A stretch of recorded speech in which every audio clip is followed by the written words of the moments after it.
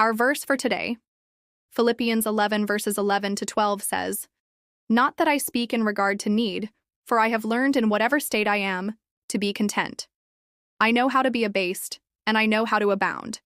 Everywhere and in all things I have learned, both to be full and to be hungry, both to abound and to suffer need." What is Paul saying here? First, contentment is learned, not automatic. Paul emphasizes, "I have learned." This is key. Contentment didn't come naturally or instantly for him. It was something developed through experience and faith, just like a skill or spiritual discipline. This implies maturity and faith brings peace no matter the external circumstances. God is the source of that peace, not worldly comfort or prosperity. Second, true contentment is independent of circumstance. Paul had experienced both abundance and lack.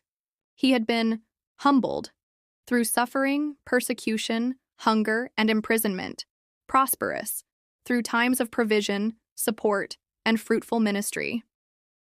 Despite these extremes, he didn't allow circumstances to define his joy or determine his peace. Third, faith in God's sovereignty. Paul's ability to be content came from his deep trust in God's control and purpose. He knew his life was in God's hands. Whether in prison or preaching freely, God's plan was unfolding. This aligns with Romans 8:28, where Paul says that all things work together for good to those who love God. Additional insight. Verse 13, this passage is immediately followed by one of the most quoted verses in Scripture, Philippians 4:13. "I can do all things through Christ who strengthens me."